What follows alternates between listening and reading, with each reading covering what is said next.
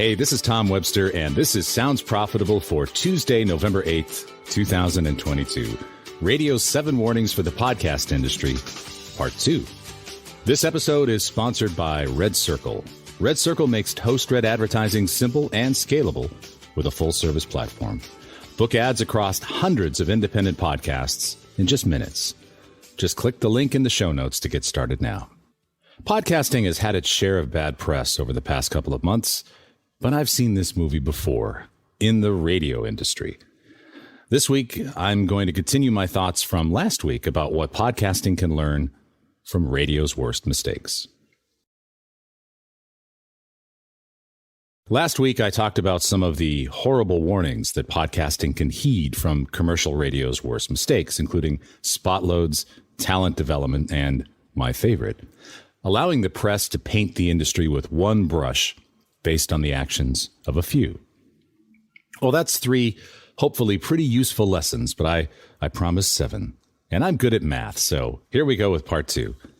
Number 4, never be content with content. Now, this one I am particularly passionate about. When I was a super young researcher in the radio business, I was incredibly lucky to be involved with really 2 of the biggest success stories in radio history, both of them in New York City. The renaissance of powerhouse top 40 station Z100 and the launch of the Beat of New York WKTU. Now, these were massive feathers in my cap at a pretty young age, and I learned a ton from the brilliant teams behind those stations. I'll get to WKTU in a second, but one of the things that I'll never forget about my time with Z100 in those days, and back then it was owned by Evergreen Media, which became AM/FM. It was later bought by Clear Channel, which is now iHeart. I didn't work for it under that regime. But one of the things I'll never forget was the enormous commitment to programming research from the station and Z100 and the whole team at Evergreen and AM/FM. My humble role there was in testing the music and also the morning show content.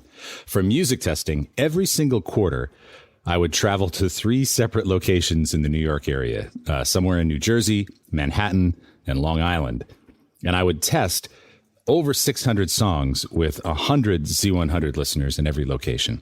Now, this alone was nearly a $200,000 annual expenditure. But music turns over so quickly on a top 40 station that you really had to have it dialed in every single week before Macarena goes bad quicker than the avocado on your counter. And it did. In addition to all of this music testing, I also did annual focus group work on the morning show, which was Elvis and Elliot at the time. And now it's, of course, just Elvis Duran. And we also did annual market surveys on the overall position of the station. It's no exaggeration to say that Z100 spent several $100,000 every year on getting the content right. And that didn't include sales research, and it didn't include the fees paid to Arbitron, which is now Nielsen, for ratings research. And the thing is, I didn't just do this work for New York City. I was doing this for other stations in the group, from Buffalo to Charlotte. This company was enormously successful in the ratings. I'll never forget my time with Evergreen, Chancellor, AM/FM, that whole conglomerate.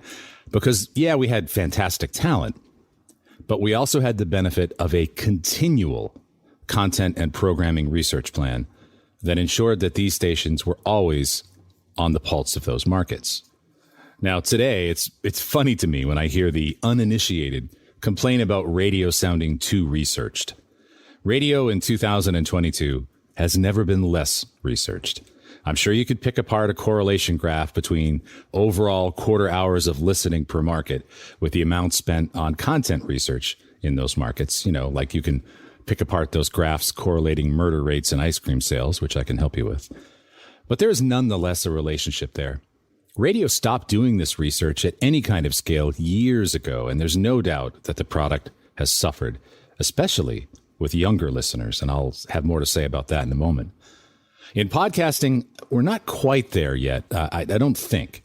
Now, I've spent most of my 18-year career in podcasting, either conducting basic currency metric research, which, counting listeners, or in researching sales and advertising effectiveness. And those are certainly important, and they're the most closely tied to getting revenue now. But if podcasting wants to continue to grow, it can't ignore content research forever. Every time a listener finishes a short-run series or just stops listening to an ongoing show, it's an opportunity to re-engage with them and find out where their heads are at in the hopes of meeting their entertainment and information needs maybe tomorrow. I don't think podcasting has screwed this up yet, per se, but I will say that when no one is doing this kind of research, the first players to do it in any medium win big, and they win quickly. I've seen it in every other medium, and I hope to see it in podcast. Number 5, no one will thank you for killing their joy. The other New York success story that I worked on, WKTU, became really one of the most successful radio launches in the history of the medium.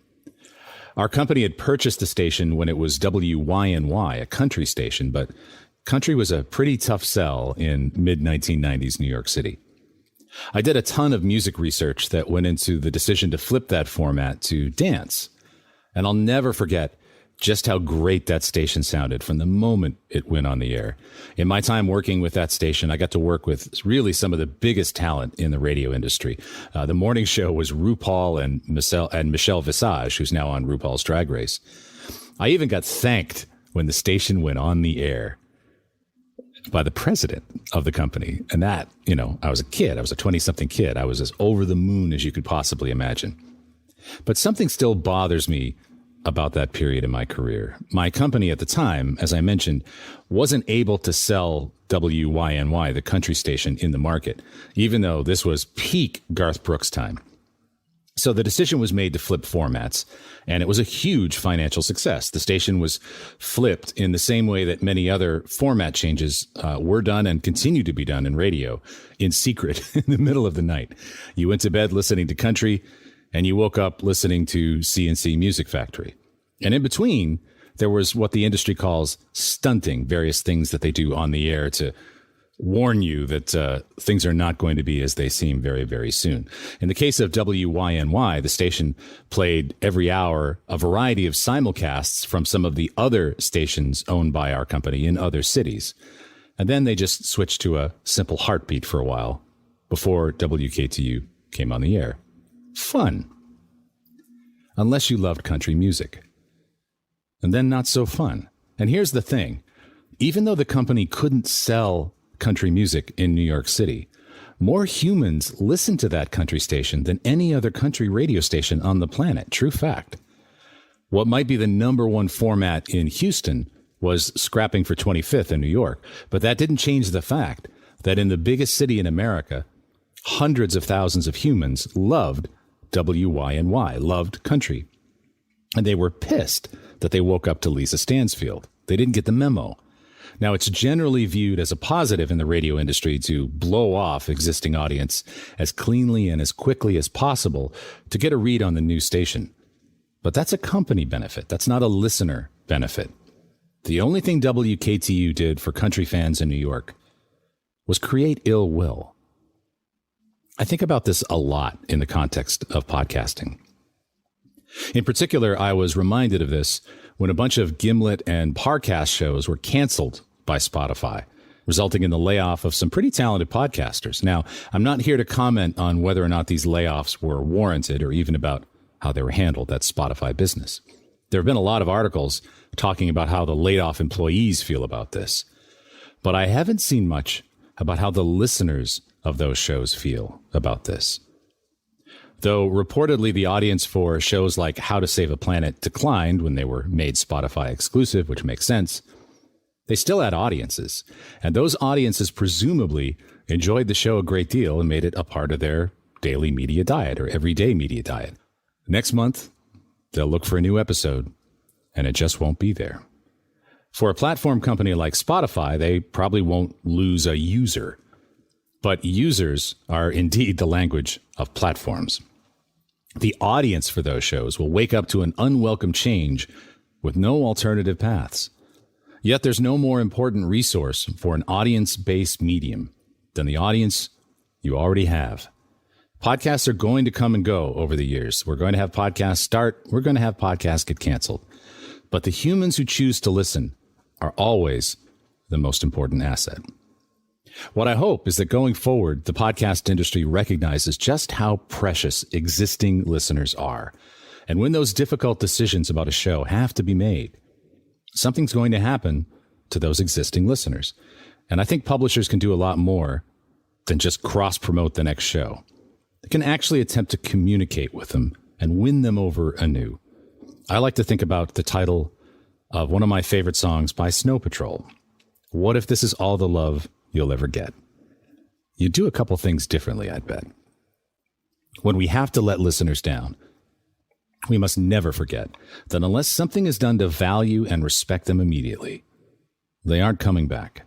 And in a down year, we don't have listeners to waste. Number 6, you don't start smoking at 30. Radio is still holding its own with adults 45 and particularly 55 years and older in this country. And by the way, I expect that to continue for a while. Radio has largely punted 13 to 34-year-olds, but it does a pretty good job satisfying older audiences who are looking largely to radio for a lean-back utility mood service. The problem, though, is that Father Time is undefeated. You can ask 2022 Tom Brady about that. Eventually, those 55-year-olds age out of radio's sales data, and those 25-year-olds turn 35. Now, some people in the industry think that those younger people will age into radio as commutes and families and careers grind them down into more passive media consumers, but I don't think that's the case. Mostly, I doubt this because, as I said, radio is not researching the needs, wants, and desires of today's 13 to 29-year-olds. They have well and truly punted on that. When they eventually hit radio's money demographics, the medium is going to be handed a huge cohort of humans that have done just fine without radio and about whom they understand very little. I remember once doing a tiny bit of work connected with public television years ago, and they were grappling with the same problem. But when I looked at the TV schedule for the local PBS TV station on a Friday afternoon, it went straight from Dragon Tales to Washington Week in Review, like ages 10 to 64 didn't even exist. I worry about the 13 to 29 age group in podcasting. Now, we have seen a surge here, due in particular to Spotify highlighting podcasts and specifically to Joe Rogan. And I know a lot of podcasting publishers are very focused on kids and family right now. But I currently own and operate a 17-year-old. In fact, today he's 18-year-old. I operate an 18-year-old human, and podcasting does not understand him. I don't understand him. Very few publishers have cracked the code on teens and young adults, but we need to. We can't just assume that they'll graduate from YouTube to This American Life once they hit 35. Podcasting has the talent to make hits here, but we need to invest and take a risk. And number 7, never forget Joey Bag of Donuts. Finally, this touches on something I mentioned in the podcast just a couple of weeks ago. Podcasting doesn't do a great job marketing itself, except on other podcasts. And this, too, is something the radio industry can provide us with a horrible warning about. In the most competitive days of local radio, there were always TV campaigns and other clever marketing initiatives happening in every market. WBEB in Philadelphia, they were Easy 101 at the time, I think, coasted along for years on the backs of the station dropping off radios at offices and other workplaces that only received Easy 101. Now, radio does still buy some outdoor advertising, which I submit would be cost effective and, well, just plain effective for podcasting as well. And it doesn't have to be national. If a billboard on I-95 between Baltimore and Philly got you 100,000 new listeners over the course of a campaign, I don't think you'd care that it was a local campaign. But I also miss radio marketing itself on local TV. I miss Joey Bag of Donuts. You can Google that one. Find the video on YouTube, or we'll pop a link in the show notes. Joey Bag of Donuts was this guy that I originally saw this on Chicago's WLUP, The Loop, but a number of radio stations used this spot of just a guy in a T-shirt, overweight guy with a hat on, kind of dancing to a boombox in a funny way. And that was the entire spot. And of course, it came up with the call letters for the station. It was unforgettable. Every station in every market that used this particular spot got a lot of mileage out of Joey Bag of Donuts. When radio stopped doing that, and they did, they lost a fair amount of their personality and branding power, and radio became diminished. Podcasting has an enormous opportunity here to market itself to new audiences. Now, in the case of radio, an industry designed around selling the power of advertising did not take its own medicine. If we believe advertising works, then maybe we should try some. All right, let's wrap this up. I really appreciate the gift of your time and attention to this article and to last week's part 1. So a bit long maybe, but Brian and I really care about this stuff. And as I said at the beginning of last week's podcast, I've seen this movie before, and I know how it turns out when poor choices are made. But podcasting has the time and the agency to make better choices to ensure the vitality of the medium.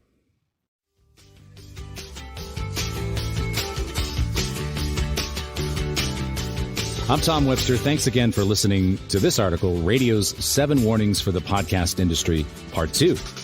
This episode was built using Spooler and hosted on Omny Studio by Triton Digital. Thanks for listening.